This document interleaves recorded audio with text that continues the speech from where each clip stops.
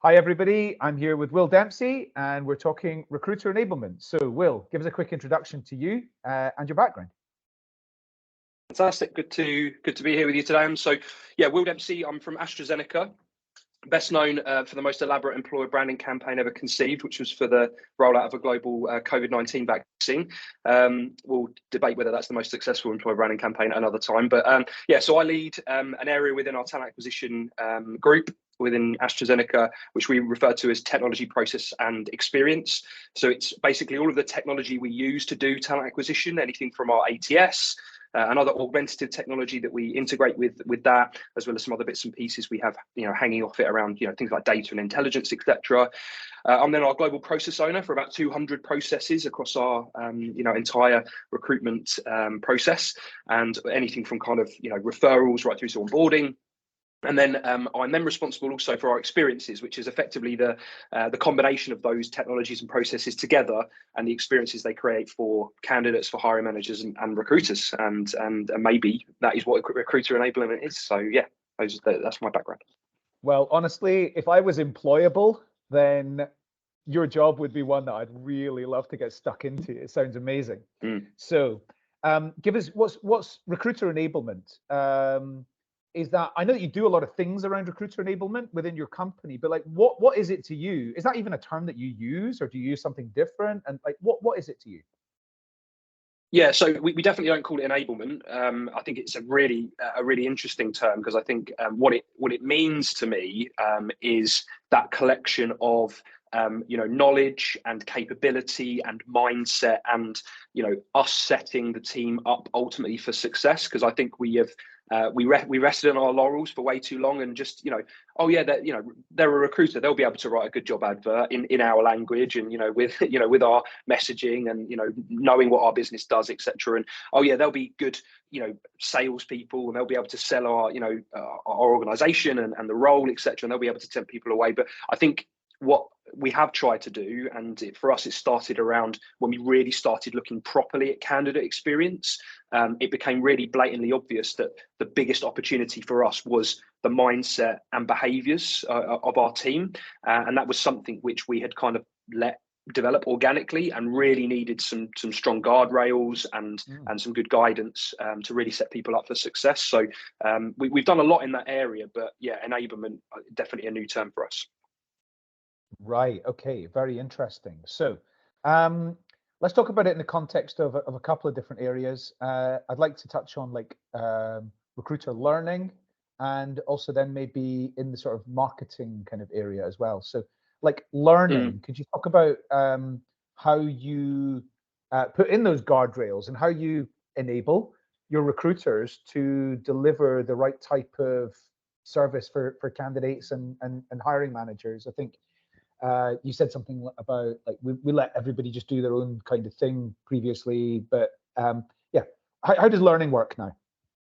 Yeah, so I think, like you say, historically that kind of organic learning was very much like, be in the office, sit next to some, experienced people and people from a different background from you, listen to them, here's a bit of a guide and a bit of some simple guidelines. But really what we started to focus on was, if we took the best bits from everybody, what would the ultimate AstraZeneca recruiter or talent acquisition partner look like?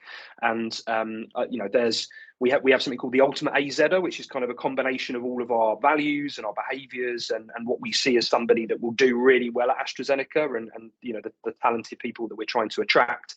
And we try to also apply that within within our recruitment team as well. So what we really focused on was some really simple principles, effectively, which could be applied to any scenario that you could call candidate experience, but really it's anything across the recruitment process, which just says, things should be human focused. We should be really cognizant of time, and and how much time we're committing to certain things, and what time we're asking of our candidates, and the timing matters. And if we think about the timing, then actually things are often really, really obvious of what we should be doing. We should think about passing the torch, and there's not we talk about passing the torch rather than throwing it and expecting the next person to catch. And so really those handoff points are really some of the most important parts in the experience. So it's those sort of things we just wanted to really cement for people, and instead of going around to people and saying, okay, there's, tell me what you think candidate experience is or what recruiter enablement is, and getting 100 different answers from 100 different people, we just wanted there to be one version of the truth that everybody was aligned to and everybody was bought into. So again, it's those sort of things we focused on, and then the learning of that we've really put into a central repository and something that people can go to and go back to refreshers, and then we mix that with a bit of kind of live workshop learning as well, where people can share best practice, we can hear where people have been successful, etc. I remember one recently, actually, we were talking about what we learned during the pandemic and some of the good stuff that we did during the pandemic that we just shouldn't let slip. And there was a story from ironically from our team in Sweden, who they had recruited somebody to come into Sweden. He was from Italy. He'd never even stepped foot in Sweden before, and he'd accepted a job there with us.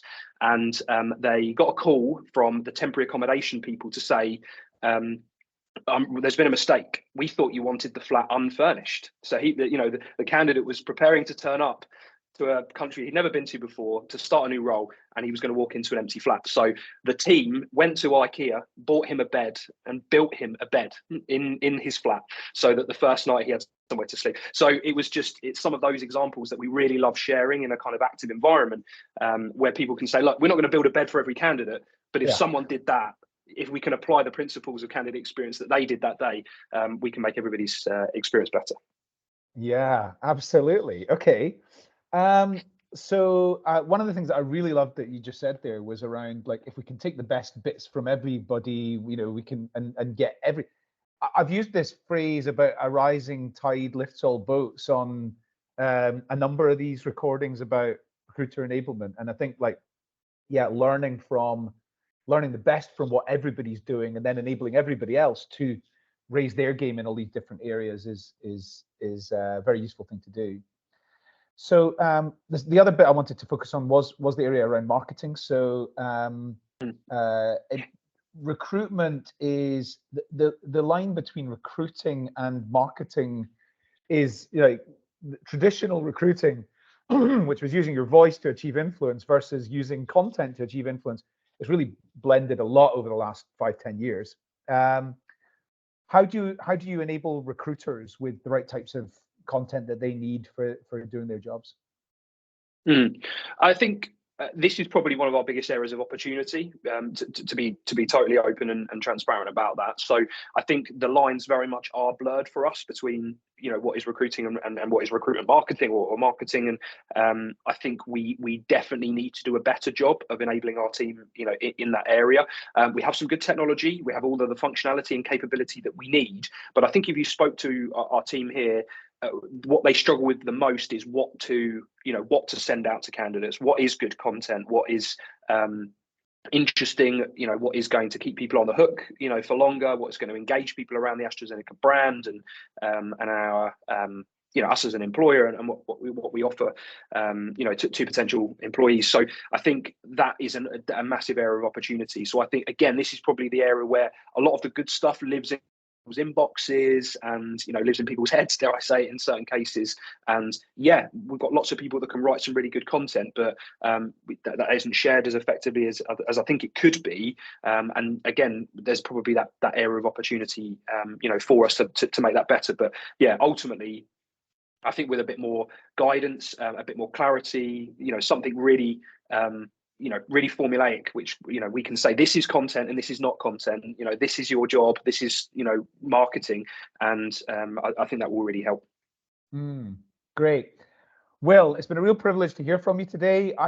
From knowing a bit about your company over the last couple of years, I think that your business is definitely in the top 5% of most sophisticated organizations around all this stuff, and so it's been really good to hear a little bit more, and I look forward to keeping in touch and seeing you again soon. Definitely. Great to speak.